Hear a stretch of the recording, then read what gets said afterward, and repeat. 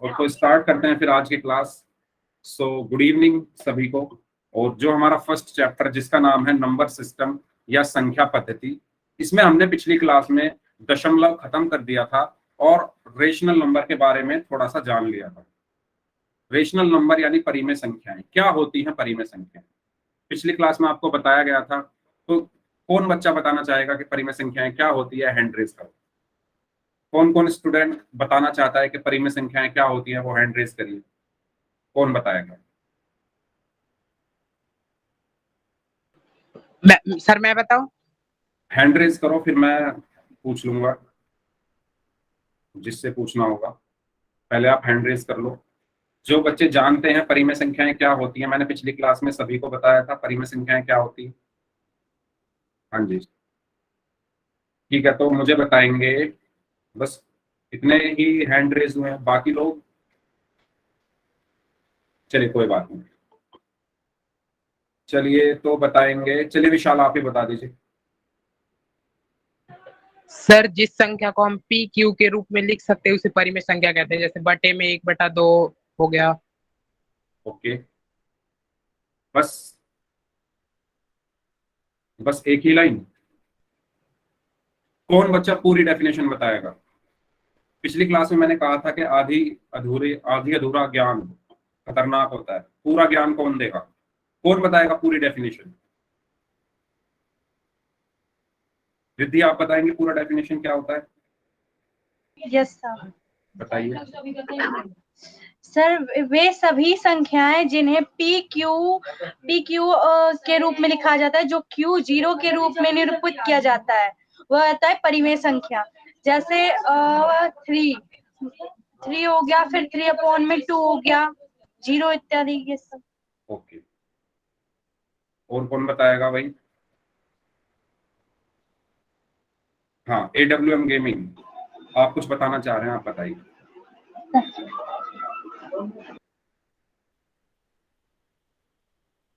नहीं बताना चाह रहे? ठीक है, चलिए खुशी बताइए, आप बताइए। सर क्यू पूर्णांक होता है। ठीक है, खुशी आप बताइए, आप कुछ बताना चाहती हैं? इन संख्याओं को जो पी क्यू के रूप में लिखा जा सकता है उसे परिमेय संख्या कहते हैं। जैसे 2/3, 1/2, ठीक है 4/3 ऐसे। आप सभी ने आधी आधी डेफिनेशन बताई है। मैंने आपको पिछली क्लास में बताया था परिमेय संख्याओं को हम 3 पॉइंट में लिख सकते हैं। पहला पॉइंट, ऐसी संख्या जिसे हम P/Q यानी P/Q की फॉर्म में लिख सके। पहला पॉइंट क्या है? ऐसी संख्या जिसको हम किस रूप में लिख सकें? P/Q रूप में लिख सकें। दूसरा पॉइंट, जिसमें P तथा Q क्या हो? पूर्णांक हो। P तथा Q क्या हो? पूर्णांक हो। और तीसरा पॉइंट, Q जो है वो 0 नहीं हो सकता। Q जो है वो 0 नहीं हो सकता। अगर किसी संख्या पर ये तीनों पॉइंट लागू हो रहे हैं, तीनों शर्त लागू हो रही है, तो वो संख्या परिमेय संख्या है। जैसे उदाहरण के लिए मैं लिख दूं 2/3। तो 2/3 में ये संख्या क्या है? P/Q के रूप में है। यहां पर 2P है और 3Q है और बटे का निशान, यानी ये संख्या P/Q के रूप में है। पहला पॉइंट।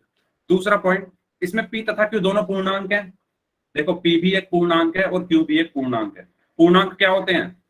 सारे ऋणात्मक संख्या -3, -2, -1, 0, 1, 2, 3, ये सब, और ये यहां से चलते हुए आ रही है, ये सब क्या होते हैं? हमारे पूर्णांक होते हैं। तो ये तो सबको पता है ना, पूर्णांक, इंटीजर्स। इंग्लिश में इनको क्या बोला जाता है? इंटीजर्स। ठीक है। दूसरा पॉइंट क्या है कि P तथा Q दोनों क्या होने चाहिए? पूर्णांक, यानी या वो इन संख्याओं में से कुछ होने चाहिए। -3, -4, -10, -20, 1, 2, 3, 4, 5, ये सब। और Q जो है वो 0 नहीं होना चाहिए। क्यों? अगर Q यहाँ पर 0 हो गया, मान लो मैंने लिख दिया 2/0, अगर यहाँ पर Q 0 हो गया तो ये क्या हो जाएगा? अपरिभाषित, इनफाइनाइट। इसीलिए ये Q जो है वो 0 नहीं होना चाहिए। क्योंकि अगर Q 0 हो गया तो ये संख्या क्या हो जाएगी, जब हम किसी भी संख्या को 0 से भाग करते हैं तो वो संख्या अपरिभाषित हो जाती है या इनफाइनाइट हो जाती है। उस संख्या को हम डिफाइन नहीं कर सकते, उस संख्या की हम परिभाषा नहीं दे सकते अगर हम किसी संख्या को 0 से भाग कर दें। इसीलिए Q जो है वो 0 नहीं होना चाहिए। P 0 हो सकता है, P 0 हो जाएगा, ठीक है। अगर मैं लिख दूं 0/3, ये एक परिमेय संख्या है, लेकिन 3/0 ये परिमेय संख्या नहीं है। यानी जो हर है, यानी जो Q है वो 0 नहीं होना चाहिए। अगर किसी संख्या में ये तीनों पॉइंट फॉलो हो रहे हैं तो मैं कह दूंगा कि वो संख्या परिमेय संख्या है। उदाहरण के लिए मैं कहूं 4, क्या 4 एक परिमेय संख्या है? क्या 4 एक परिमेय संख्या है? आप बताइए। मैंने लिखा 4, क्या 4 एक परिमेय संख्या है? सभी लोग बताओ। हाँ, क्यों है? क्योंकि मैं 4 को क्या लिख सकता हूं, 4/1 लिख सकता हूं। मैं इस 4 को क्या लिख सकता हूं, 4/1 लिख सकता हूं। अब ये P/Q रूप की संख्या है, ये P/Q रूप की संख्या है। पहला पॉइंट फॉलो हो रहा है। दूसरा पॉइंट है P तथा Q पूर्णांक होने चाहिए, तो P और Q दोनों पूर्णांक हैं। यस, Q जो है वो 0 नहीं होना चाहिए, तो Q 0 नहीं है। यस, तो ये तीनों पॉइंट इस संख्या में फॉलो हो रहे हैं, इसलिए ये भी एक क्या है, परिमेय संख्या है। तो जब भी आपको पता लगाना है कि कोई संख्या परिमेय संख्या है या नहीं, आपको बस ये 3 पॉइंट्स, पहला, दूसरा, तीसरा, ये चेक करने हैं। पहले चेक करो P/Q रूप में है, फिर चेक करो P और Q दोनों पूर्णांक है, फिर चेक करो Q 0 तो नहीं है। अगर ये तीनों चीज वहां पर हैं, क्लियर हो रही है, तो आप कह दो कि हाँ वो संख्या क्या है, परिमेय संख्या है। तो सबको समझ में आया परिमेय संख्या क्या होती है?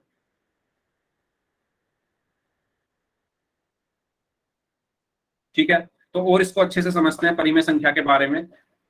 तो हमने अभी तक प्राकृतिक संख्या, पूर्ण संख्या और पूर्णांक यानी नेचुरल नंबर्स, होल नंबर्स और इंटीजर्स के बारे में पढ़ा था। तो प्राकृतिक संख्या क्या होती थी, 1, 2, 3, 4, ये सब प्राकृतिक होती थी। पूर्ण संख्याएं क्या होती थी, जब हम प्राकृतिक संख्याओं में 0 को मिला देते तो वो पूर्ण संख्या बन जाती थी। और पूर्णांक क्या होते थे, जब सारी ऋणात्मक संख्याएं हम पूर्ण संख्या में मिला देते थे तो वो पूर्णांक बन जाते थे। तो ये सबको याद है, ये सबको पता है ना, प्राकृतिक संख्या क्या होती है, पूर्ण संख्याएं क्या होती है, ये सबसे पहले हमने पढ़ा था। प्राकृतिक संख्या, पूर्ण संख्या, पूर्णांक, ये हमने क्यों पढ़ा था सबसे पहले, क्योंकि इनकी जरूरत हमें बहुत ज्यादा पड़ेगी आगे। प्राकृतिक संख्याएं क्या होती है, पूर्ण संख्याएं क्या होती है, पूर्णांक क्या होते हैं, इनकी जरूरत पड़ेगी, तो इसीलिए ये सबसे पहले पढ़ाए गए थे। और एक जरूरत तो अभी पढ़ने लगी, परिमेय संख्याओं को समझने के लिए हमें पता होना चाहिए पूर्णांक क्या होते हैं। अगर हमें पता है कि पूर्णांक कौन सी संख्याएं होती है तो हम परिमेय संख्या समझ सकते हैं, क्योंकि परिमेय संख्या में P और Q दोनों पूर्णांक होते हैं। अगर आपको पता है कि पूर्णांक क्या है, तभी तो आप देख सकते हो उस संख्या में कि वो पूर्णांक है या नहीं। ठीक है, चलिए तो अब बात करते हैं। इसमें 2 पार्ट होते हैं। जी, आपकी आवाज नहीं आ रही, दोबारा पूछिए क्वेश्चन। सर इसमें 2 पार्ट होते हैं, हाँ, पॉजिटिव इंटीजर्स और एक नेगेटिव इंटीजर। हाँ, ये सब चीजें हम पढ़ चुके हैं ना? हाँ, ये सब चीजें हम पढ़ चुके हैं। नेगेटिव इंटीजर्स हैं, माइनस वाले, और ये 1, 2, 3 ये सब पॉजिटिव इंटीजर्स है, और ये 0, ये सब चीजें हम पढ़ चुके हैं जब हमने ये चैप्टर स्टार्ट किया था, यानी लगभग 1 महीने पहले। अगर आपने वो क्लास की हो, अगर आपको याद हो, तो जो आप बता रहे हैं पॉजिटिव इंटीजर्स, नेगेटिव इंटीजर्स, ये सब हम पढ़ चुके हैं। ठीक है, तो मैं यहाँ पर थोड़ा जल्दी जल्दी बता रहा हूँ क्योंकि हम पढ़ चुके हैं कि पूर्णांक क्या होते हैं, सारे नेगेटिव यानी ऋणात्मक संख्या, 0 और धनात्मक संख्या, इनको अगर आपस में मिला के मैं रख दूं यहाँ पर तो ये पूर्णांक है। ठीक है, चलिए, तो हमने P/Q रूप की संख्या के बारे में पढ़ा था जिसे भिन्न कहते हैं। ठीक है, लेकिन अब हमें पढ़ना है परिमेय संख्याओं के बारे में। तो परिमेय संख्या क्या होती है, P/Q के रूप में लिखी जा सकने वाली संख्या जहां P और Q पूर्णांक तथा Q बराबर 0 नहीं। देखो इसका मतलब क्या होता है, ये तो होता है बराबर, ये तो होता है बराबर, और अगर मैं इस पर एक डंडा लगा दूं तो इसका मतलब होता है बराबर नहीं, है ना। इसको हम बोलते हैं नॉट इक्वल, इंग्लिश में बोलते हैं इसको इक्वल, आप सबको पता है। लेकिन जब मैं इसमें एक डंडा खींच देता हूं यहाँ पर, तो ये इसको हम बोलते हैं फिर नॉट इक्वल। हो सकता है ये भी आपको पता हो, लेकिन अगर किसी को नहीं पता तो उनको बता दूं, ये जो निशान है बराबर और इस पर मैंने एक ऐसे डंडा लगा दिया तो ये होता है नॉट इक्वल, यानी बराबर नहीं है। यानी इसका मतलब क्या है, क्यों बराबर नहीं है किसके, जीरो के, यानी क्यों जीरो नहीं हो सकता। तो परिमेय संख्याएं क्या होती हैं, पहला पॉइंट दोबारा से बता रहा हूं, पी अपॉन क्यू रूप की संख्या। दूसरा पॉइंट, पी तथा क्यू दोनों पूर्णांक, पी तथा क्यू दोनों पूर्णांक। और तीसरा पॉइंट, क्यू जो है वो जीरो ना हो। अगर ये तीन शर्त, एक तरीके से मान के चलो ये तीन शर्तें हैं किसी भी संख्या के लिए कि आपको इन तीन शर्तों को मानना है। अगर आप ये तीन शर्तों को मान लेते हो, किसी भी संख्या से आप कहो कि आपको ये तीन शर्त माननी है, अगर आप इन तीन शर्तों को मान लेते हो तो मैं आपको परिमेय संख्या बोल दूंगा। तो इसके कुछ उदाहरण देखते हैं। उदाहरण देखने से पहले हाँ क्वेश्चन करेंगे, चिंता मत करिए। तो परिमेय की उत्पत्ति अनुपात, मतलब परिमेय को इंग्लिश में बोलते हैं रेशनल। परिमेय को क्या बोलते हैं, रेशनल। और रेशनल में देखो अगर ध्यान से तो एक चीज आ रही है, वो आ रही है रेशो। रेशनल किससे मिलकर बना है, रेशो से। और रेशो का मतलब होता है अनुपात। तो जो ये शब्द है परिमेय, इसको जो उत्पत्ति हुई वो कहां से हुई थी, अनुपात शब्द से।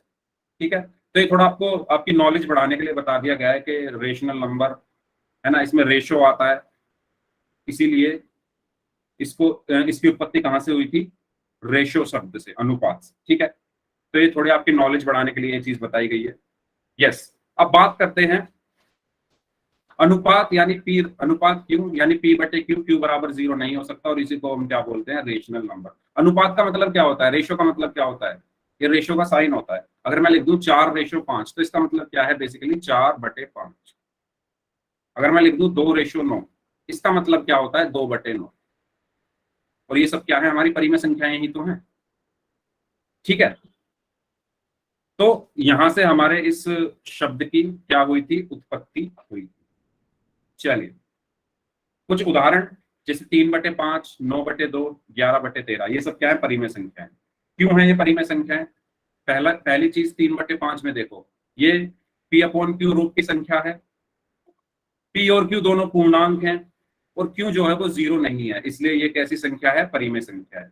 इसी तरीके से 9/2, 9/2 पी बटे क्यू रूप की संख्या है। पी और क्यू दोनों क्या हैं, पूर्णांक हैं। पी और क्यू दोनों पूर्णांक हैं और क्यू जो है वो जीरो नहीं है, इसलिए ये संख्या भी एक परिमेय संख्या है। देखो जो बच्चे अब क्लास ज्वाइन कर रहे हैं उनसे मेरी रिक्वेस्ट है, आप थोड़ा टाइम से क्लास में आया करो, है ना, थोड़ा टाइम से क्लास में आया करो। 8:30 बजे आप सभी क्लास में आ जाया करो, जिससे आपको कुछ छूटे ना। मैं काफी कुछ बता चुका हूं तो वो कुछ छूट गया होगा। ठीक है, चलिए तो ये कुछ उदाहरण है। 4 - 7/8, 1.5 और √5। इसमें आपको बताना है कि कौन सी संख्या परिमेय संख्या है और कौन सी संख्या परिमेय संख्या नहीं है। तो एक एक करके हम इन उदाहरणों को समझते हैं। सबसे पहला उदाहरण है 4। सबसे पहला उदाहरण क्या है, 4। तो आप लोग बताइए, क्या 4 एक परिमेय संख्या है, क्या 4 एक परिमेय संख्या है, सभी लोग बताओ। मैं यहां पर सबसे पहले शर्तें लिख देता हूं, ऐसी संख्या जो पी अपॉन क्यू रूप में हो, जिसमें पी तथा क्यू दोनों पूर्णांक हो, और तीसरा क्यू जो है वो जीरो ना हो। अगर ये तीन चीजें किसी संख्या में हैं, क्या क्या, एक तो वो पी अपॉन क्यू रूप की संख्या हो, दूसरा पी तथा क्यू दोनों पूर्णांक हो, तीसरा क्यू बराबर जीरो ना हो, तो वो संख्या परिमेय संख्या होती है। अब हम इसमें चेक करते हैं 4 में। तो मैं 4 को क्या लिख सकता हूं, 4/1। 4 को मैं क्या लिख सकता हूं, 4/1। तो पहली शर्त क्या है, पी अपॉन क्यू रूप की संख्या। तो ये देखो पी बटे क्यू रूप की संख्या है ना, पी बटे क्यू रूप की संख्या ये है। पी बटे क्यू समझ नहीं आ रहा है, अरे पी बटे क्यू रूप का मतलब है कि जैसा पी बटे क्यू दिख रहा है आपको, पी बटे क्यू कैसा दिख रहा है आपको, एक बटे का निशान है, ऊपर न्यूमरेटर है, नीचे डिनोमिनेटर है, ऊपर अंश है, नीचे हर है, इसके जैसी दिखने वाली संख्या कोई। तो 4/1 पी बटे क्यू की तरह ही तो दिख रही है। 4/1 पी बटे क्यू की तरह दिख रही है गुलशन। P बटे Q रूप की संख्या का मतलब है कि ऐसी संख्या जो इसकी तरह दिखे। 4/1 इसकी तरह दिख रही है, एक बटे का निशान है, उसके ऊपर कुछ है, बटे का निशान के नीचे कुछ है, यानी न्यूमरेटर और डिनोमिनेटर, यानी अंश और हर। इसी तरीके से P बटे Q में भी है, मतलब ये P बटे Q रूप की संख्या हो गई ना, क्योंकि उसकी तरह देखने में लग रही है। दूसरा पॉइंट, P तथा Q दोनों पूर्णांक। तो देखो P क्या है यहाँ पर 4, Q क्या है यहाँ पर 1, तो 4 और 1 दोनों क्या है, पूर्णांक है। पूर्णांक है ना, कोई बच्चा ऐसा जिसे ना पता हो पूर्णांक क्या होते हैं? तो पहला पॉइंट भी प्रूव हुआ कि P बटे Q रूप की संख्या है। दूसरा पॉइंट भी प्रूव हुआ कि P तथा Q दोनों पूर्णांक है, यानी 4 और 1 दोनों पूर्णांक है। तीसरा पॉइंट है Q जो है वो 0 नहीं हो सकता। यहां पर ध्यान से देखो, क्या Q 0 है? नहीं, Q यहां पर क्या है 1, वो 0 नहीं है, यानी ये शर्त भी मान ली इस संख्या ने, इस शर्त को भी ये संख्या फॉलो कर रही है, यानी ये संख्या इन तीनों शर्तों को फॉलो कर रही है। इसीलिए 4 क्या है, एक परिमेय संख्या है। 4 एक परिमेय संख्या है। इससे, इस लाइन से हम ये कह सकते हैं कि जितने भी हमारे पूर्णांक होते हैं, जितने भी हमारे प्राकृतिक संख्याएं होती हैं, जितने भी हमारी पूर्ण संख्याएं होती हैं, सब की सब परिमेय संख्याएं होती हैं। अगर मैं कहूं 20, तो 20 को मैं 20/1 लिख सकता हूं, वो भी एक क्या है, परिमेय संख्या है। मैं कहूं 40 को मैं 40/1 लिख सकता हूं, वो भी एक परिमेय संख्या है। मैं कहूं -100, तो -100 को मैं -100/1 लिख सकता हूं, वो भी एक परिमेय संख्या है। मतलब जितने भी हमारे पूर्णांक हैं, जितने भी हमारी प्राकृतिक संख्या हैं, जितनी भी हमारी पूर्ण संख्या है, सब की सब एक परिमेय संख्या है। ठीक है, चलिए, तो ये एग्जाम्पल सबको समझ आ गया? अगर सबको समझ आ गया तो यस टाइप कर दो, किसी को इसमें डाउट है तो पूछ।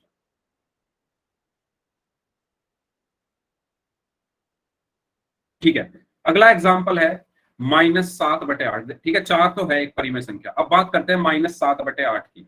तो क्या -7/8 एक परिमेय संख्या है? बताइए। ये 3 पॉइंट जो लिखे हुए हैं उससे मैच करो, क्या -7/8 एक परिमेय संख्या है? क्यों है?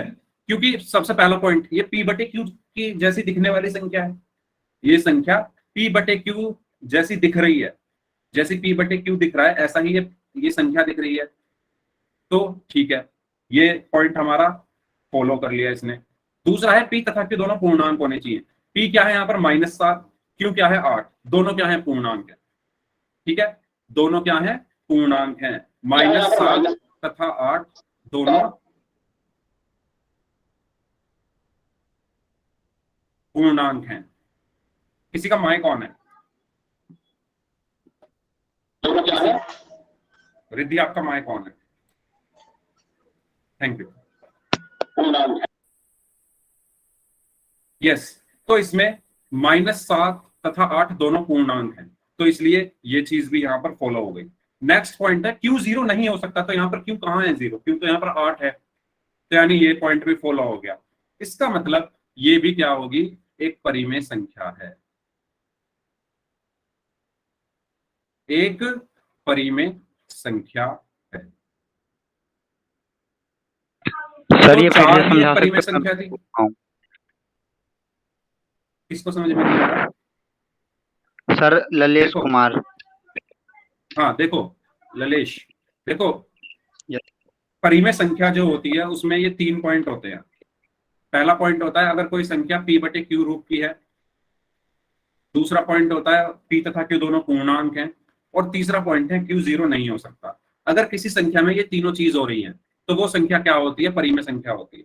अगर ये तीनों चीज किसी संख्या में हो रही है, मैं यहां लिख देता हूं परिमेय संख्या होने की शर्त, ये है परिमेय संख्या होने की शर्त। तो क्या शर्तें हैं? पहली शर्त है वो P बटे Q रूप की होनी चाहिए। दूसरी शर्त है वो P तथा Q दोनों पूर्णांक होने चाहिए। और तीसरी शर्त है Q 0 नहीं होना चाहिए। तो अब आप इस संख्या को देखो -7/8 को, तो ये P बटे Q जैसी दिखने वाली है ना? P बटे Q जैसा दिखने का मतलब है कि एक अंश है, एक हर है और बीच में बटे का निशान है। P बटे Q भी तो ऐसी संख्या दिख रही है, एक P है, अंश Q है, हर और साथ में बटे का निशान है। हाँ जी सर तो मतलब आप कहने को समझ नहीं पा रहा हूँ। सर मतलब जो ऊपर का रहेगा वो पी रहेगा और नीचे का क्यू। यस, देखो मेरी बात सुनो, मैंने लिखा पी बटे क्यू। पी बटे क्यू में एक अंश है, एक हर है, और ये क्या है, अपोन का निशान या बटे का निशान, कुछ भी बोल दो, ऐसा दिखता है पी बटे क्यू, बटे का निशान। अगर आप 7 - 7/8 को देखो, इसमें भी क्या है, एक अंश है, एक हर है, और एक हर है। और बीच में बटे का Yes, निशान है। तो ये मतलब एक जैसी, दिखने में एक Yes. जैसी है ना। जैसे हम सब इंसान होते हैं, सब इंसानों के 2 आंख होती है, 2 कान होते हैं, एक नाक होती है ना, फिर लिप्स होते Yes. हैं, हेयर होते हैं।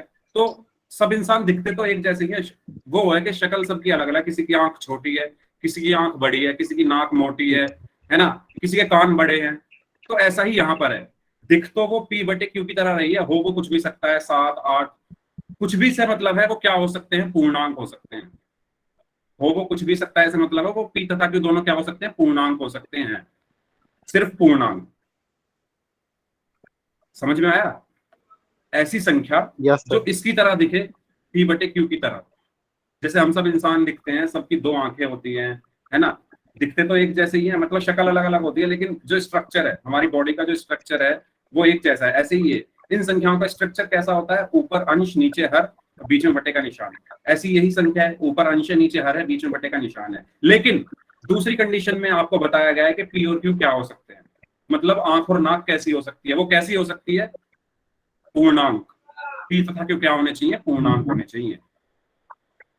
तीसरी शर्त है क्यू 0 नहीं होना चाहिए, जो नीचे वाली संख्या है वो 0 नहीं होनी चाहिए।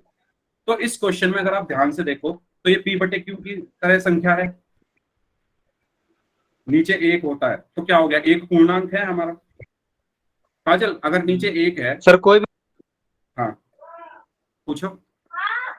कोई भी मतलब नंबर होना चाहिए ऊपर नीचे में। नंबर क्या होने चाहिए, वो पूर्णांक होने चाहिए, कोई भी नंबर नहीं, पूर्णांक होने चाहिए। पूर्णांक क्या होते हैं आपको पता होगा, मैं बता देता हूँ एक बार। पूर्णांक क्या होते हैं हमारे, Yes.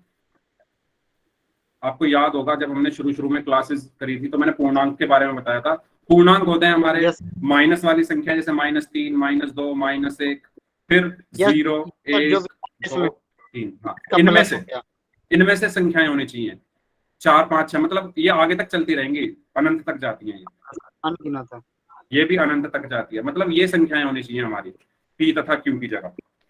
ठीक है, और क्यू जो है वो 0 Yes. नहीं होना चाहिए, पर ये जो क्यू है वो 0 नहीं होना चाहिए। क्यों? क्योंकि अगर क्यू 0 हो गया, अगर क्यू 0 हो गया, मान लो ये -7 बटे यहाँ पर क्यू 0 हो गया, तो ये क्या है, अपरिभाषित। अगर नीचे 0 आ जाता है किसी भी संख्या को, जब हम 0 से भाग करते हैं तो वो संख्या अपरिभाषित हो जाती है, उस संख्या की कोई डेफिनेशन नहीं है। इसलिए ये क्यू जो है वो 0 नहीं हो सकता, पी 0 हो सकता है। ठीक है, आगे समझ में? Yes sir. तो ये 3 पॉइंट्स आपको देखने हैं, पहला, दूसरा, तीसरा, इसको अपनी कॉपी में नोट डाउन कर लो। काजल, जो आपका क्वेश्चन था, आपका क्वेश्चन था कि अगर नीचे 1 है तो 1 भी तो एक पूर्णांक है ना, 1 भी क्या है, एक पूर्णांक है। जैसे मैंने कहा 4, तो मैं 4 को क्या लिख सकता हूँ, मैं 4 को क्या लिख सकता हूँ, 4/1। तो ये पी अपॉन क्यू के रूप में दिखने वाली संख्या है, और 4 और 1 दोनों पूर्णांक हैं, यानी पहली चीज भी फॉलो हो गई, दूसरी चीज भी फॉलो हो गई। तीसरी चीज, क्यू 0 नहीं हो सकता, क्यू जो है वो 0 नहीं है, क्यू क्या है, यहाँ पर 1 है, इसलिए ये भी क्या है, एक परिमेय संख्या है। ठीक है, सर 0 को छोड़कर कोई भी अंक, मतलब हाँ वो जो माइनस और प्लस में हो। हाँ, क्यू जो है वो 0 नहीं हो सकता, पी 0 हो सकता है। क्यों? Yes sir. 0 को छोड़ के कुछ भी हो सकता है, कोई भी पूर्णांक हो सकता है, लेकिन पी कोई भी पूर्णांक हो सकता है, बस क्यू के लिए केस है तीसरे वाला। इसीलिए मैं कहता हूं कि आपको ये तीनों पॉइंट पता होने चाहिए, क्यू 0 नहीं होना चाहिए। क्लियर होगा सभी को? अब यहां पर बताओ सबको क्लियर है? ठीक है, इसके बाद एक और एग्जांपल समझ लेते हैं, क्योंकि परिमेय संख्या एक ऐसा टॉपिक है जिसमें आपको कंफ्यूजन नहीं रखनी है कोई भी। ये 3 पॉइंट अगर आपको क्लियर है तो आप कोई किसी भी संख्या को देखकर बता सकते हो कि वो संख्या परिमेय संख्या है या नहीं। अगर मैं आपसे कहूं, तीसरा पॉइंट है, यानी ये भी परिमेय संख्या हो गई, 1.5, तो ये बताओ क्या 1.5 एक परिमेय संख्या है? क्या 1.5 एक परिमेय संख्या है? तो इसको हमें पहले थोड़ा सॉल्व करना पड़ेगा। सॉल्व कैसे करना पड़ेगा? सबसे पहले मैंने आपको बताया था, जब हम दशमलव हटाते हैं तो नीचे जितनी संख्या दशमलव के बाद है उतनी जीरो आ जाती है। यानी इसको मैंने लिख दिया 15/10। इस दशमलव को हटाया और दशमलव के बाद एक संख्या, इसलिए एक जीरो आ गई, मैंने 10 लिख दिया। अब 15/10 P/Q की तरह दिख रही है संख्या, 15/10 P/Q की तरह दिख रही है। उसके बाद 15 और 10 दोनों पूर्णांक हैं, 15 और 10 दोनों पूर्णांक है। और तीसरा पॉइंट Q, वो जो है वो जीरो नहीं है, जो Q की जगह जो लिखा है वो जीरो नहीं है, वो तो 10 है, इसलिए ये चीज भी यहाँ पर फॉलो हो गई। इसलिए 1.5 भी एक परिमेय संख्या है। मतलब जितनी भी पॉइंट वाली संख्याएं, दशमलव वाली संख्याएं होती हैं, वो भी एक परिमेय संख्या होती है। तो 1.5 भी एक क्या है? परिमेय संख्या है। तो हमने अभी तक सीखा है कि सारी प्राकृतिक संख्या, सारी 10 कैसे आया यार? दशमलव में बताया तो था मैंने। सर जब अंक के बाद पॉइंट आता है तो सर पॉइंट को हटाने के बाद सर जीरो हो जाता है, क्योंकि वो पॉइंट के बाद मतलब जितने अंक रहते हैं ना वो जीरो में बदल जाते हैं। यस, देखो गुलशन, दोबारा बता रहा हूं मैं। गुलशन पूछ रहे हैं कि 10 कैसे आया। अगर मैंने लिखा 1.23, तो जब मुझे इस दशमलव को हटाना है तो दशमलव के बाद कितने अंक हैं? 2, तो नीचे 2 जीरो आ जाती है, यानी 100 बन जाता है। ये मैंने आपको सिखाया था, याद करो कि सबसे पहला काम दशमलव हटाओ और नीचे 1 लिख दो। सबसे पहला काम दशमलव हटाओ और नीचे 1 लिख दो। अब दशमलव के बाद जितने अंक हैं, 2 अंक हैं, तो 2 जीरो आ गई। आ गया यार? ठीक, वेरी गुड। चलिए, अब बात आती है सबसे इंपॉर्टेंट। वो बात ये है, अब आप मुझे बताइए कि क्या √5, क्या √5 एक परिमेय संख्या है? क्या √5 एक परिमेय संख्या है? अंडर रूट से मतलब है कि, चलो अंडर रूट हम आगे पढ़ेंगे तभी बताएंगे। अभी आप बताओ, क्या √5 है?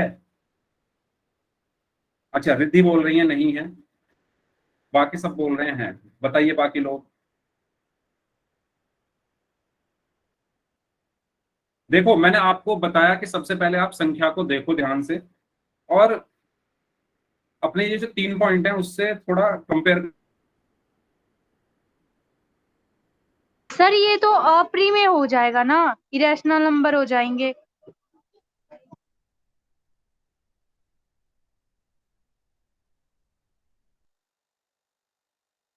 तो ये P/Q रूप की संख्या है। यस, लेकिन क्या P तथा Q पूर्णांक हैं? P है √5, Q है 1। तो क्या P एक पूर्णांक है? √5 क्या पूर्णांक होता है? √5 क्या पूर्णांक होता है क्या? बताओ, बताइए, √5 क्या पूर्णांक होता है? क्योंकि सर ये अपरिमेय है, इरेशनल नंबर। नहीं, वो बात बाद की है। सबसे पहले आपको जो मैंने 3 पॉइंट लिखाए हैं, यहीं से तो प्रूफ होगा ये इरेशनल है। देखो, P/Q रूप की संख्या ये है, मैंने मान लिया ये P/Q जैसी दिख रही है, लेकिन P तथा Q दोनों पूर्णांक होने चाहिए। लेकिन P √5 पूर्णांक नहीं है। √5 पूर्णांक नहीं है। पूर्णांक कौन से होते हैं? -3, -2, -1, 0, 1, 2, 3, 4, ये सब होते हैं, -4, ये सब होते हैं पूर्णांक। √5 पूर्णांक नहीं है, तो ये वाली शर्त फॉलो नहीं की इसने।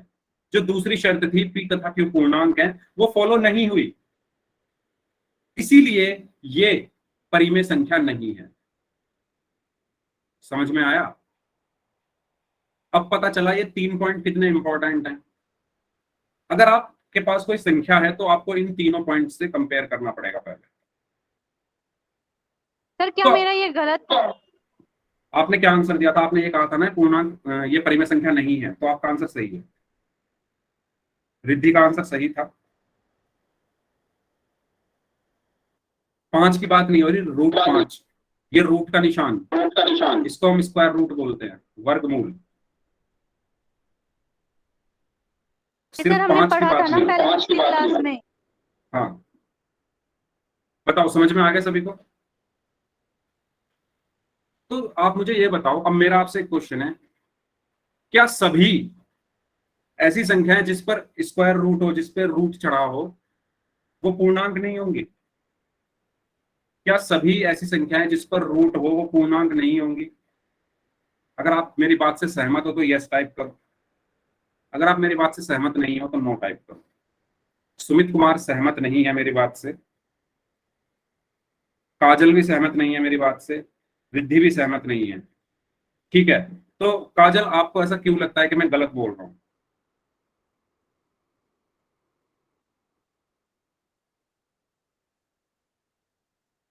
अगर मैं कहूं √4, अगर मैं कहूं √4 क्या परिमेय संख्या है? बताओ।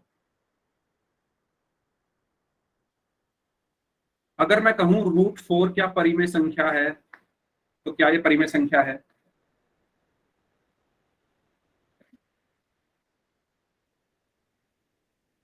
यस रिद्धि, ये परिमेय संख्या है या नहीं, ये बताओ। है। कैसे है, कौन बताएगा? देखो, √4 का यानी 4 का वर्गमूल, इसको हम क्या पढ़ेंगे? 4 का वर्गमूल। तो 4 का वर्गमूल क्या होता है? 4 का वर्गमूल क्या होता है? 2। और 2 को मैं क्या लिख सकता हूं? 2/1। इसीलिए ये p/q रूप की भी संख्या है, और p तथा q दोनों पूर्णांक हैं, और q जो है वो 0 नहीं है, इसीलिए √4 एक परिमेय संख्या है। सर लेकिन इसमें स्क्वायर भी तो लगेगा। स्क्वायर लगेगा? कहाँ पे स्क्वायर लगेगा? 4 का तो 2 होता है, तो 2 2 सा 4 होता है, क्योंकि 2 में स्क्वायर लगाएंगे। √4 का जो मान होता है वो 2 होता है, 4 का मान होता है 2 का स्क्वायर, जो आप बोल रहे हो। यस। समझो, जो 4 है वो होता है 2 गुना 2, जो 4 है वो क्या होता है? 2 गुना 2। लेकिन √4 क्या होता है? 2। √9 क्या होता है? 3। √16 क्या होता है? 4। √25 क्या होता है? 5। Yes sir, sorry. आया समझ में? इसीलिए ये सब संख्याएं जो हैं, √4, √9, √16, √25, यानी जिसका वर्गमूल एक पूर्ण वर्ग हो, वो संख्याएं परिमेय संख्या होती है। जैसे मैं कहूं √5 है, जैसे √5 का मैंने उदाहरण दिया, तो √5 का आप वर्गमूल नहीं निकाल सकते। अगर वर्गमूल आप निकालोगे तो वो पॉइंट में आएगा, मतलब पूर्ण संख्याएं नहीं आएंगी। जैसे यहाँ पर 2 3 4 5 आ रहा है, √5 का जब आप वर्गमूल निकालोगे तो वो पॉइंट में आएगा। तो इसलिए ये क्या है? परिमेय संख्या नहीं है। लेकिन यहाँ पर देखो पूर्ण वर्ग आ रहा है। ठीक है, तो इस चीज को आप छोड़ो, आप बस ये ध्यान रखो, ऐसे वर्गमूल जिनका हम पूर्ण वर्ग निकाल सकते हैं। हाँ, 25 का निकाल सकते हैं, 5 आएगा। 36 का निकाल दो, 6 आएगा, और उसको मैं 6/1 लिख सकता हूँ। वो p/q रूप की भी संख्या होगी, और p और q दोनों पूर्णांक होंगे, और q जो है वो 0 नहीं हो सकता। अब आप ये बताओ, आधा घंटा हमारी क्लास को हो गया है, आप लोगों को समझ में आई चीजें? बताइए, कोई ऐसा स्टूडेंट जिसको समझ में ना आया हो तो पूछ लो।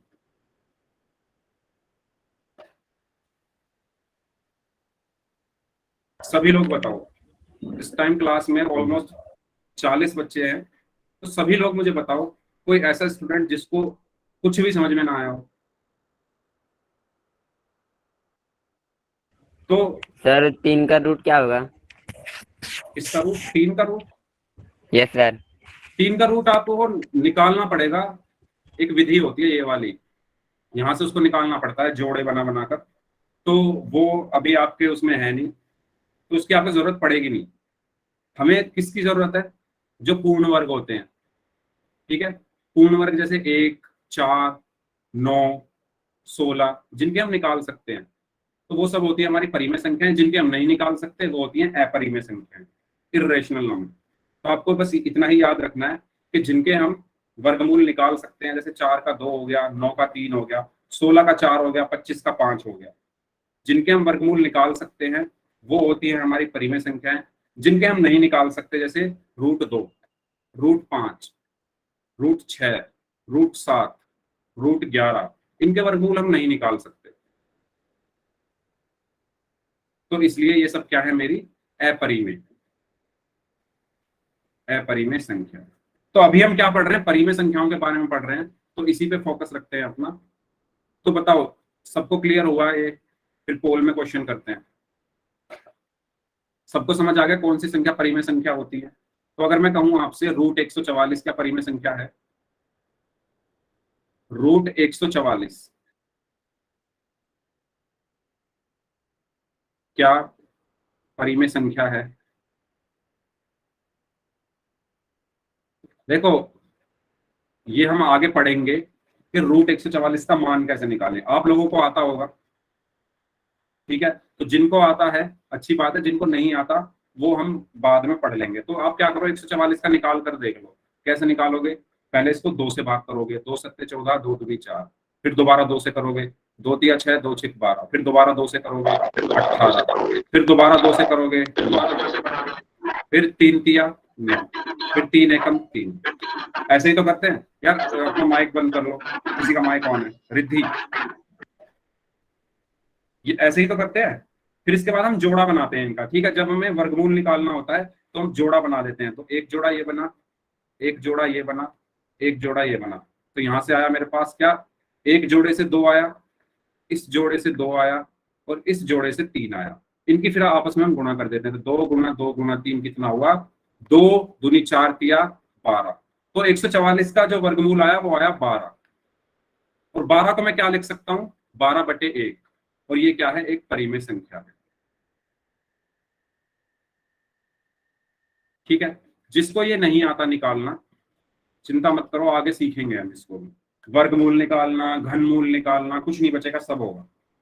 जिसको आता है अच्छी बात है, जिनको नहीं आता तो थोड़ा देख लो। मैंने 2 से भाग किया, जब तक भाग होता गया किया, फिर उसके बाद 3 से किया, फिर मैंने मतलब जोड़ा बनाया। देखो यहाँ पर 2 जो है ये 2 बार आ रहा है, इसको 1 बार लिखा, फिर ये 2 2 बार आ रहा है, इसको 1 बार लिखा, फिर 3 2 बार आ रहा है, इसको 1 बार लिखा, मतलब जोड़े से लिख दिया इनको। 2 2 3 आया, इनके आपस में गुणा कर दी तो 12 आ गया, ठीक है। तो 144 क्या है? परिमेय संख्या है, √144। किसी को कोई डाउट हो तो पूछ लो परिमेय संख्याओं में।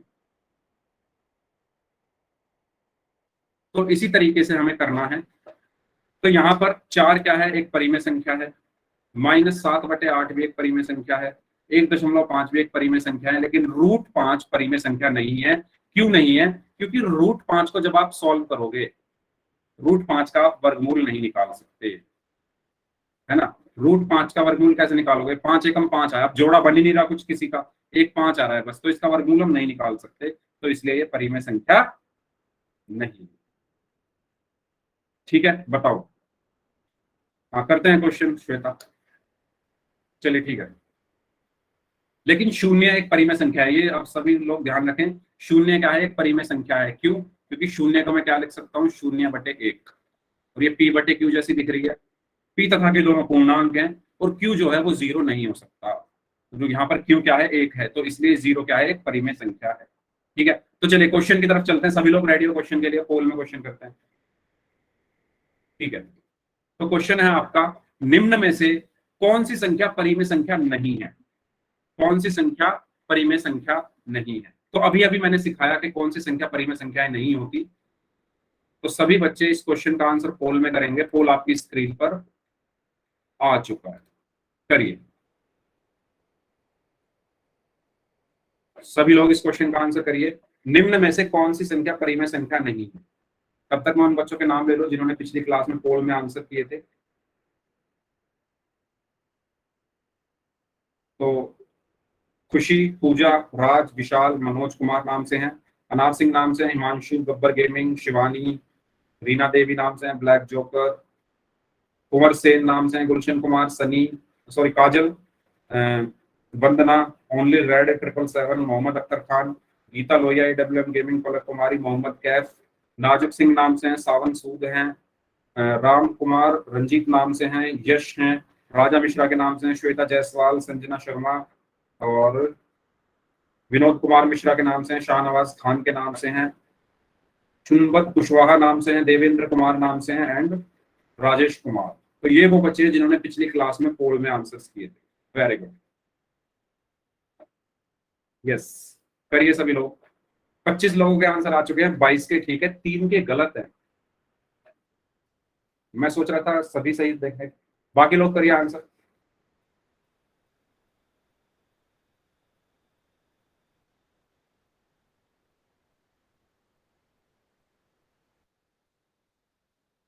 जो मैंने आपको 3 लाइन बताई थी, पी बटे क्यू रूप की संख्या, पी तथा क्यू दोनों पूर्णांक और क्यू जो है वो 0 ना हो, वो तीनों चीजें आप एक एक संख्या पर लगा के देखो ना, जिस संख्या पर वो 3 में से एक भी चीज अगर ऐसी आ गई कि वो अप्लाई नहीं हो पा रही, तो वो परिमेय संख्या नहीं है। यस, चलिए लास्ट 30 सेकंड और हैं।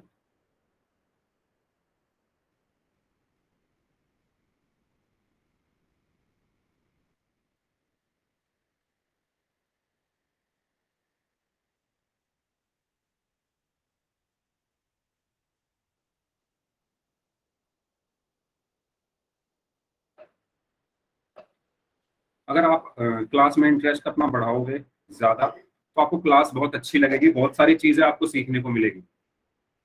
बहुत सारी चीजें ऐसी है जो आपको पहले से आती है, लेकिन उसमें भी आपको कुछ एक दो चीज नई मिल जाएगी। जो चीज आपको पहले से आती है, जैसे आपको परिमेय संख्या पहले से आता था, लेकिन उसमें भी आपको एक दो नई चीज आज सीखने को मिल गई होगी। कम से कम एक चीज तो ऐसी मिल गई होगी सभी बच्चों को जो उन्होंने आज नहीं सीखी। ठीक है, तो नई चीजें आप सीख सकते हो। चलिए लास्ट 5 सेकेंड्स, 5 4 3 2 1। ओके, तो यस, एक एक ऑप्शन चेक कर लेते हैं। पहले मैं यहाँ पर लिख देता हूँ शर्त क्या क्या होती है हमारी। पी बटे क्यू रूप की संख्या, पी और क्यू क्या होने चाहिए, पूर्णांक। और तीसरी शर्त हमारी ये है क्यू जो है वो 0 ना हो। तो एक एक करके चेक करते हैं। Yes, D option is correct, D option आपका सही आंसर है। तो एक एक करके हम करते हैं चेक। पहला है 3/5 यानी 3/5। तो 3/5 में देखो ये पी बटे क्यू जैसी दिख रही है ना, और 3 और 5 दोनों पूर्णांक है, और जो क्यू है वो 0 नहीं है, तो इसलिए ये एक परिमेय संख्या है। दूसरा है 6, क्या मैं 6 को 6/1 लिख सकता हूं, और ये पी बटे क्यू जैसा दिख रहा है, और पी 6 और 1 दोनों पूर्णांक है, और क्यू जो है वो 0 नहीं है। ये तीनों शर्त, पी बटे क्यू जैसा दिख रहा है, पी और क्यू दोनों पूर्णांक है, और क्यू जो है वो 0 नहीं है, तो इसलिए ये भी एक परिमेय संख्या है। इसी तरीके से 3.4, 3.4 को आप दशमलव हटाओगे तो दशमलव के बाद एक अंक है, तो नीचे क्या आ जाएगी, एक 0। ठीक है, तो 34/10 हो गया। तो ये पी बटे क्यू जैसी दिख रही है। 34 और 10 दोनों पूर्णांक हैं, और क्यू जो है वो 0 नहीं है, इसलिए ये भी एक परिमेय संख्या है। बचा √3। तो √3 को मैं लिख सकता हूँ √3/1। ये पी बटे क्यू जैसी दिख रही है, वेरी गुड। ये इसमें क्यू जो है वो 0 नहीं है, वेरी गुड। ये दो चीजें तो फॉलो हो गई, पहली और तीसरी। लेकिन दूसरी चीज है पी और क्यू दोनों पूर्णांक। तो आप ये बताओ पी क्या वो पूर्णांक है यहाँ पर? √3 क्या पूर्णांक होता है? नहीं। पूर्णांक हमारी कौन सी संख्याएं होती हैं? -3, -2, -4, -10, 0, 1, 2, 3, 4, 5, 6, ये सब होते हैं हमारे पूर्णांक।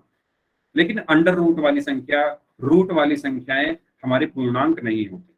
इसीलिए इस डी ऑप्शन में जो दूसरा पॉइंट है वो फॉलो नहीं हो रहा, तो इसीलिए ये एक परिमेय संख्या नहीं है। तो परिमेय संख्या कौन सी नहीं है? √3। आया सबको समझ में? तो √3 एक परिमेय संख्या नहीं है। किसी को डाउट हो तो पूछ लो। सबको क्लियर हुई ये चीज? एक और क्वेश्चन करें, ठीक है। अब आपको बताना है निम्न में से कौन सी एक परिमेय संख्या है। ध्यान से पढ़ो, इसमें बताना है कौन सी परिमेय संख्या है। ये क्वेश्चन भी मैंने कराया था, काफी अच्छे से समझाया था। तो सभी बच्चे पोल में आंसर करिए। पोल आपकी स्क्रीन पर आ चुका है। इसमें कौन सी परिमेय संख्या है?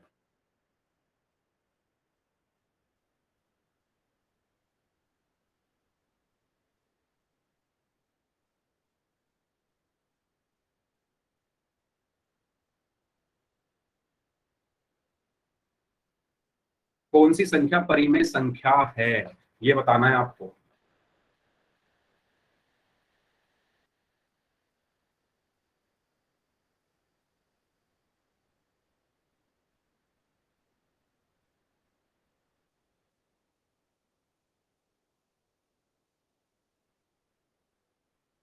Very good. 20 में से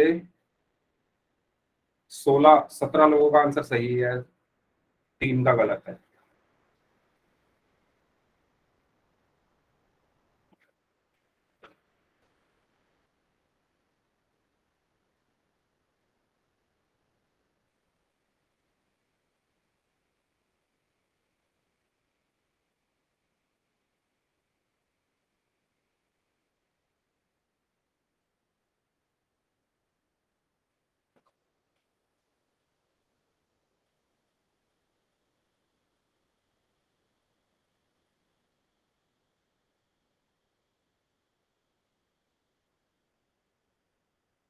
वेरी गुड। कुछ लोग और बचे हैं, जल्दी आंसर करिए, आपके पास आखिरी 10 सेकंड, 4-5 लोग बचे हैं बस। ऑलमोस्ट 75% लोगों का आंसर सही है। आखिरी 5 सेकंड, 5, 4, 3, 2, 1। ओके, तो ये भी मैंने आपको समझाया था। Yes, C option, very good, C सही आंसर होगा। क्यों? देखो, रूट टू को मैं लिख सकता हूं √2/1। तो इसमें ये संख्या p/q जैसी दिख रही है, नो डाउट, लेकिन p जो है पूर्णांक नहीं है, इसीलिए ये एक परिमेय संख्या नहीं है। बात आती है √3 की। √3 को मैं √3/1 लिख सकता हूँ, ये p/q जैसी दिख रही है, लेकिन p पूर्णांक नहीं है, इसीलिए ये भी एक परिमेय संख्या नहीं है। लेकिन √4 यानी 4 का वर्गमूल क्या होता है? 2।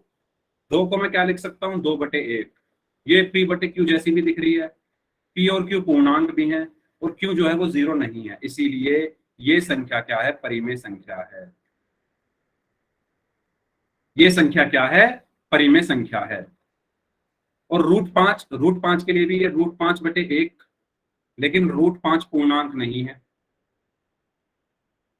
इसीलिए ये भी एक परिमेय संख्या नहीं है। तो इसका सही आंसर क्या होगा? Option C. तो ऑप्शन सी यानी √4 एक परिमेय संख्या है, क्योंकि √4 बराबर होता है 2। √4 बराबर होता है 2। 2 को लिखा जा सकता है 2/1, इसीलिए ये संख्या एक परिमेय संख्या है। एक क्वेश्चन और, पोल में तो अब शायद क्वेश्चन नहीं है, वैसे पूछ लेता हूं मैं, चलो आप वैसे बता दो। पोल में तो खत्म हो गए, क्वेश्चन 2 ही थे, ठीक है। आपको बताना है कौन सी संख्या परिमेय संख्या है। √4, 2/5, 3.5 या सभी। कौन सी संख्या परिमेय संख्या है? √4, 2/5, 3.4 या सभी?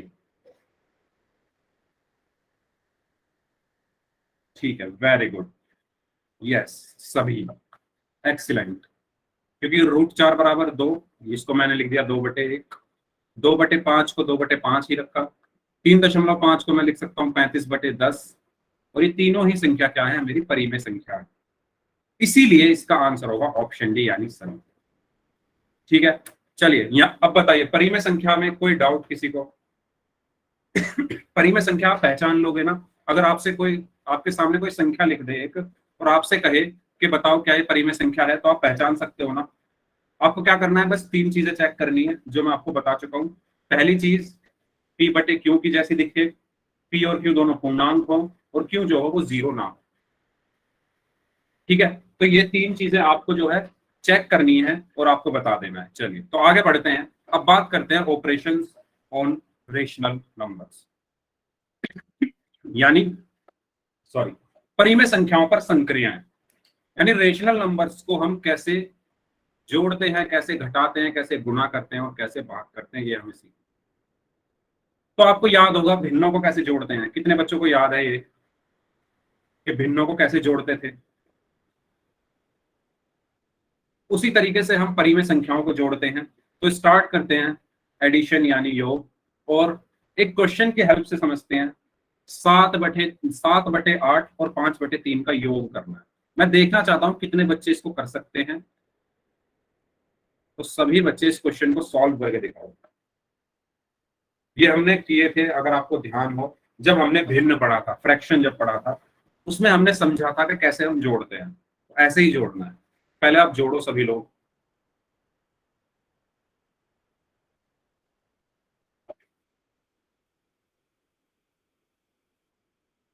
आंसर बताइए इसका क्या होगा।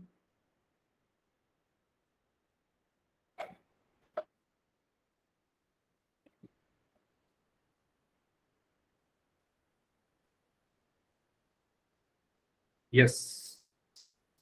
अच्छा, कितने ऐसे स्टूडेंट हैं जिन्होंने भिन्नों को जोड़ने वाली जो क्लास थी वो नहीं की थी? वो हैंड रेज कर दो। पहले सभी 1 मिनट रुको, 1 मिनट रुको, अभी कोई मत करो हैंड रेज। हाँ, अब वो बच्चे हैंड रेज करो जिन्होंने वो क्लास नहीं की थी जिसमें मैंने भिन्नों को जोड़ना सिखाया था।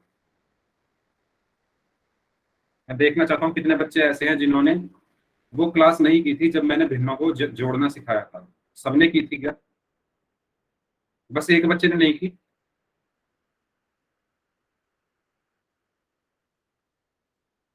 याद नहीं है, ओके।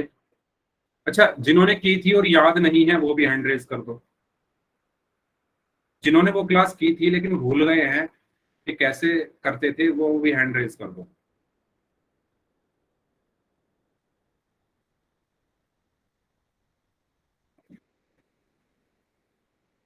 कितने बच्चे हैं ऐसे? बस 5 लोग ऐसे हैं क्या? ठीक है, 5 लोग ऐसे हैं जिन्होंने, मतलब जिनको याद नहीं है या जिन्होंने क्लास नहीं की थी। ठीक है, कोई बात नहीं। बाकी लोग बताइए क्या आंसर होगा इसका। अच्छा श्वेता, आपने ज्वाइन नहीं की थी, ठीक है, कोई बात नहीं। चलिए ठीक है, तो इसका सही आंसर होगा 61/24। जिन बच्चों ने 61/24 आंसर दिया है। अच्छा श्वेता, आपको आता है इसको सॉल्व करना? अगर आपको आता है सॉल्व करना तो अच्छी बात है। 61/24, ठीक है। तो कैसे करेंगे हम? देखो, या जिन बच्चों को ध्यान नहीं है, जिन्होंने क्लास नहीं की, वो ध्यान से सुने। क्लास का भी टाइम वैसे हो चुका है। चलो मैं इसको बता देता हूँ, इसको बता देता हूँ मैं, ठीक है, फिर खत्म करते हैं। नेक्स्ट क्लास में फिर से बता दूंगा। तो देखो, ये मेरा अंश है, ये हर है, इसी तरीके से ये अंश है, ये हर है। सबसे पहले आपको क्या करना होता है कि हर का एलसीएम लेना होता है। एलसीएम मतलब, हर का मतलब जो हर है हमारे, कौन है हर? 8 और 3। तो 8 और 3 का पहले एलसीएम लो। एलसीएम कैसे लेते हैं? सबसे पहले हम 2 से भाग देकर देखेंगे। 2 चौक 8, 3 भाग नहीं होगा तो 3 ऐसे का ऐसे ही, फिर 2 दूनी 4, 3 ऐसे का ऐसे ही, क्योंकि 3 भाग नहीं होगा, 2 एकम 2 और 3 ऐसे का ऐसे ही। अब फिर ये 3 को मैंने भाग कर दिया, तो एलसीएम क्या आया? 2 दूनी 4 दूनी 8 दिया 24। देखो अभी मैं, हो सकता है आपको लगे जल्दी जल्दी बता रहा हूँ, लेकिन नेक्स्ट क्लास में मैं काफी अच्छे से एक्सप्लेन कर दूंगा जिनको समझ में ना आए, ठीक है। तो फिर हम क्या करते थे? हर से एलसीएम को भाग कर देते। हर से एलसीएम को भाग, यानी हर क्या है? 8। 8 से 24 को भाग करोगे तो क्या आएगा? 3। और उसकी गुणा कर देते थे हम अंश में, यानी 3 की गुणा 7 में करोगे तो 21 आया, प्लस। इसी तरह इस हर से भी एलसीएम को क्या करते थे? भाग, यानी 3 से 24 को भाग किया तो 8 आया, और उसकी फिर गुणा कर देते थे अंश में, यानी 8 पंजे 40। और फिर आप इनको जोड़ दो, 21 और 40 हो गए 61/24। ठीक है, कोई बात नहीं। अगर समझ में नहीं आया, मैं नेक्स्ट क्लास में स्टेप बाय स्टेप लिख के आपको सारे स्टेप्स लिख कर दिखा दूंगा, सॉल्व करके दिखा दूंगा। आपको बस इतना करना है कि सभी लोगों को प्रैक्टिस करके आनी है भिन्न वाले क्वेश्चंस की। भिन्न वाली जो एक्सरसाइज मैंने दी थी, आपको याद होगा, उसमें जो जोड़ना और घटाना, उन क्वेश्चंस को आपको खुद से करना है, ठीक है। हाँ, होमवर्क में दे देता हूँ। तो इस क्लास को फिर हम यहीं तक रखते हैं, बाकी काम नेक्स्ट क्लास में पढ़ेंगे।